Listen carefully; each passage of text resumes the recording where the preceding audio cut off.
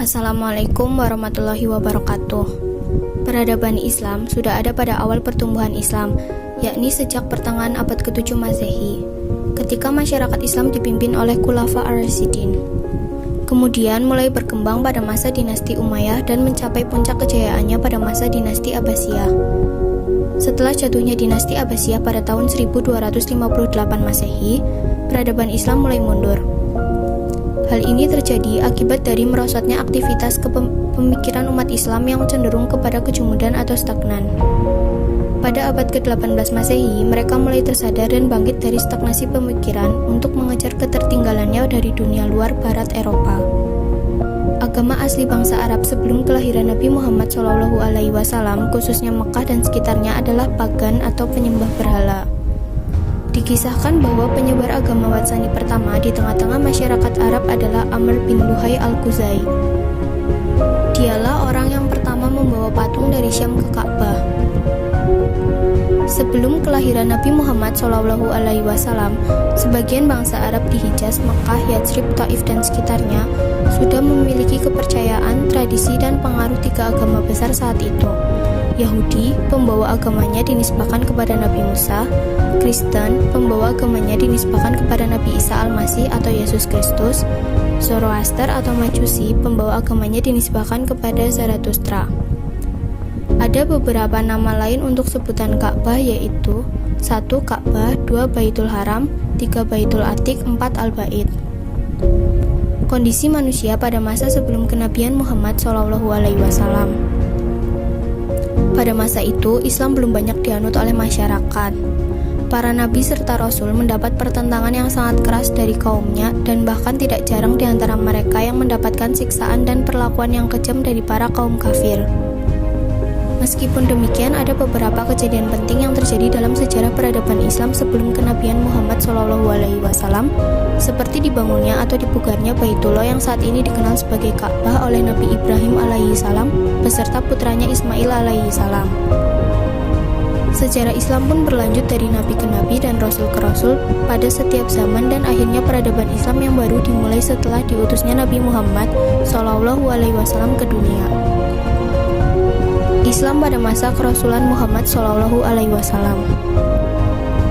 Nabi Muhammad SAW lahir pada tanggal 12 Rabiul Awal bertepatan dengan tanggal 20 April tahun 571 Masehi. Tahun kelahiran Nabi dikenal dengan tahun gajah, dan kelahirannya merupakan suatu awal penyempurnaan agama Islam yang dianut oleh umat muslim dunia saat ini. Muhammad SAW adalah Rasul terakhir yang menerima wahyu dari Allah Subhanahu wa Ta'ala melalui malaikat Jibril, dan kemudian wahyu tersebut dikenal sebagai kitab Al-Quran yang menjadi pedoman hidup bagi kaum muslimin. Tidak hanya Al-Quran saja yang menjadi pedoman bagi umat muslim, akan tetapi segala perkataan dan perbuatan Muhammad SAW yang dikenal dengan hadis Rasulullah juga menjadi pedoman lain dalam menentukan segala aspek kehidupan manusia, terutama umat Islam. Pada masa kepemimpinan Rasulullah SAW, banyak kejadian yang terjadi dan tercatat dalam sejarah umat Islam, di antaranya peperangan umat Islam. Umat Islam pada masa Rasulullah melakukan peperangan dalam Perang Uhud, Perang Badar, dan beberapa perang lainnya. Selain itu, Rasulullah juga berhasil merebut kota Mekah dengan terjadinya peristiwa Fathul Mekah. Setelah terjadinya peristiwa Fathul Mekah, banyak masyarakat, khususnya kaum Arab, yang masuk Islam secara berbondong-bondong, dan selanjutnya dimulailah pembangunan dan segala sesuatu yang mendukung perkembangan Islam dan dakwah di Jazirah Arab. Pengembalian fungsi Ka'bah dan pembangunan Mekah. Saat itu Ka'bah kembali disucikan dan berhala-berhala yang ada di sekitarnya yang merupakan sembahan kaum Quraisy dihancurkan. Rasulullah SAW dan umatnya pun membangun beberapa masjid besar seperti Masjid Nabawi, masjid-masjid lainnya yang digunakan sebagai tempat beribadah umat muslim pada saat itu. Islam juga mulai disebarkan ke negara atau daerah lain di luar Arab, seperti halnya saat Rasulullah mengirim utusan kerajaan Persia dan beberapa kerajaan lain yang ada di sekitar Jazirah Arab, meskipun Rasulullah mengalami banyak penolakan dari negeri tersebut. Setelah Rasul wafat, maka kepemimpinan umat Islam dan peradabannya dilanjutkan oleh para khalifah yang dikenal dengan sebutan Khulafaur Rasyidin. Islam pada masa Khulafaur Rasyidin. Khulafaur Rasyidin atau 4 khalifah besar yang memimpin umat Islam setelah wafatnya Nabi Muhammad SAW memberi pengaruh yang berperan penting dalam perkembangan dan pertumbuhan peradaban Islam di dunia. 4 khalifah tersebut adalah Abu Bakar As-Siddiq, Umar bin Khattab, Utsman bin Affan, dan Ali bin Abi Thalib. Beberapa peristiwa penting yang terjadi pada masa kekhalifahan tersebut diantaranya adalah masa Khalifah Abu Bakar As-Siddiq. Abu Bakar As-Siddiq adalah khalifah pertama yang diangkat setelah meninggalnya Rasulullah SAW. Pada masa kepemimpinan Khalifah Abu Bakar As-Siddiq, banyak hal yang terjadi, diantaranya terjadinya perang Riddah, di mana perang tersebut adalah untuk memerangi kaum yang murtad. Salah satunya adalah kaum Musailamah al-Kadzab yang mengaku sebagai nabi palsu.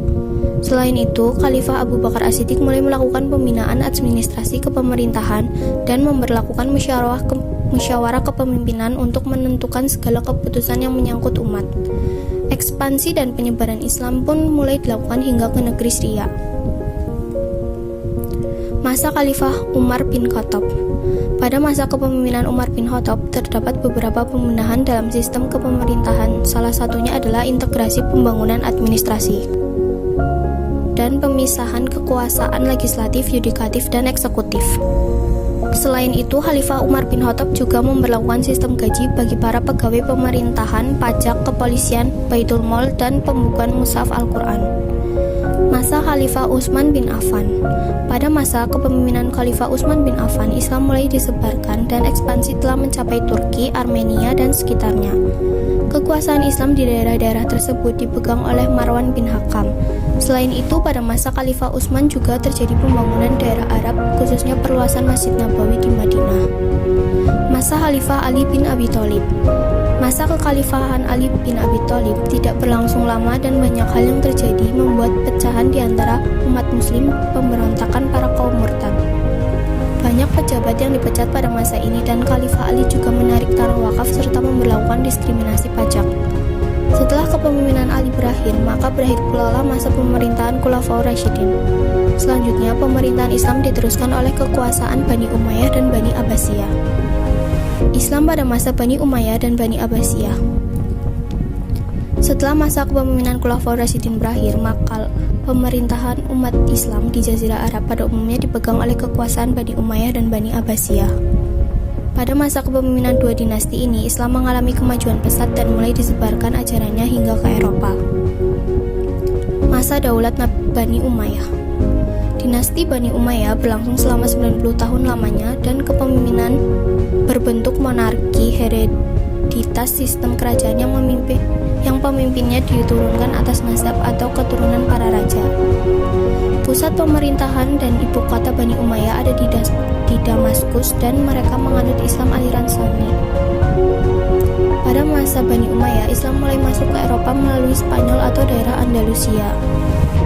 Terjadi peperangan antara tentara Islam yang dipimpin oleh Tariq bin Ziyad dengan pasukan Raja Visigot dari Spanyol yang dikenal dengan Perang Guadalix.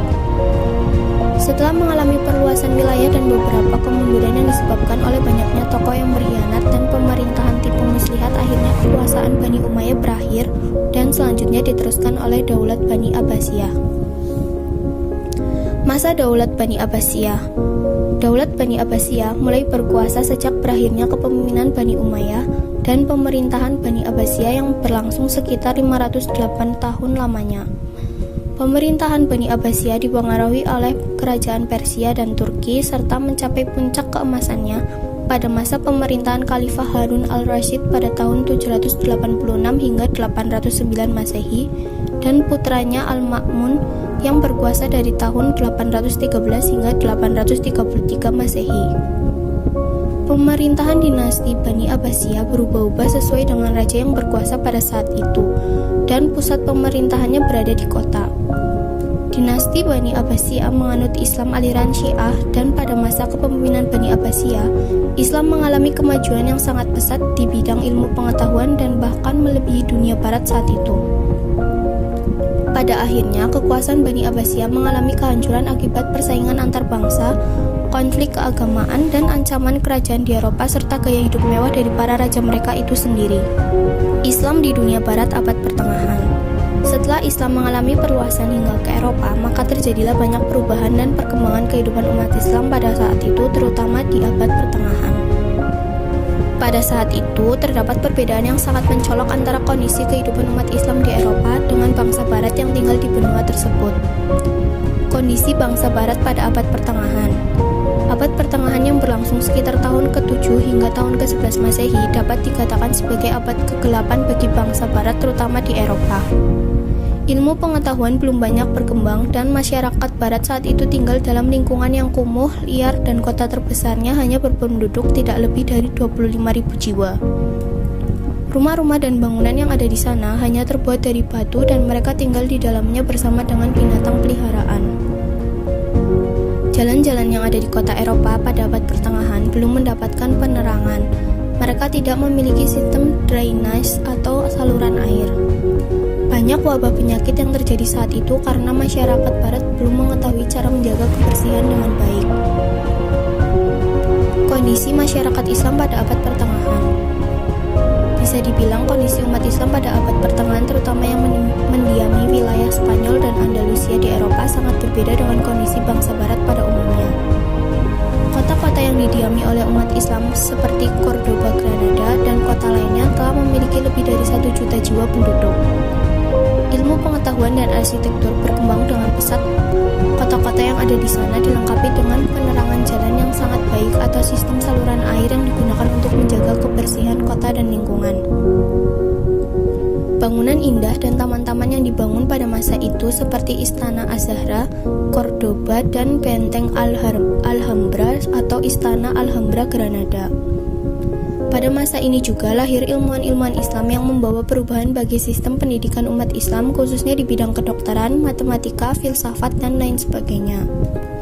Beberapa ilmuwan Muslim dari abad pertengahan yang terpopuler pada saat itu antara lain Ibnu Sina atau Vicenna yang lahir pada abad pertengahan atau sekitar tahun ke-11 Masehi, penulis buku dasar ilmu kedokteran yang saat ini digunakan oleh para ilmuwan ataupun dokter.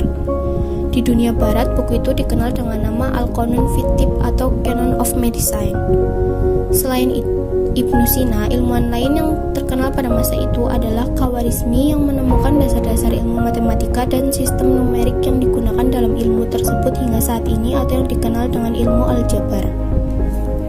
Kemunduran peradaban Islam. Tidak hanya ilmu-ilmu tersebut, banyak hal-hal lain dan perkembangan yang dialami oleh masyarakat yang membangun peradaban Islam, namun akhirnya peradaban tersebut hancur akibat beberapa hal, diantaranya adanya peperangan yang mengalahkan tentara Muslim sehingga mereka harus terusir dari benua Eropa. Kerajaan-kerajaan Barat bersatu dan mengusir umat Islam dari Eropa dengan sangat kejam. Peradaban Islam di timur juga dihancurkan oleh bangsa Mongol yang terkenal kejam dan tidak berbudi kemanusiaan. Sejak saat itu, peradaban Islam mengalami kemunduran dan bangsa Barat mulai mengalami kemajuan dikarenakan ilmu pengetahuan yang mereka peroleh dari bangsa Muslim sebelumnya. Mereka menghancurkan semua ilmu pengetahuan dan menyalin kitab-kitab dan ilmu yang telah dikembangkan oleh para ilmuwan Muslim pada saat itu. Kerajaan-kerajaan tersebut akhirnya melakukan ekspansi dan perluasan wilayah ke Asia dan Amerika serta benua lainnya untuk menyebarkan agama mereka dan mencari kekayaan. Meskipun peradaban Islam setelah abad pertengahan mengalami kemunduran, akan tetapi Islam tetap dapat tersebar ke seluruh penjuru dunia. Dan saat ini Islam adalah salah satu agama yang banyak berkembang di berbagai belahan dunia.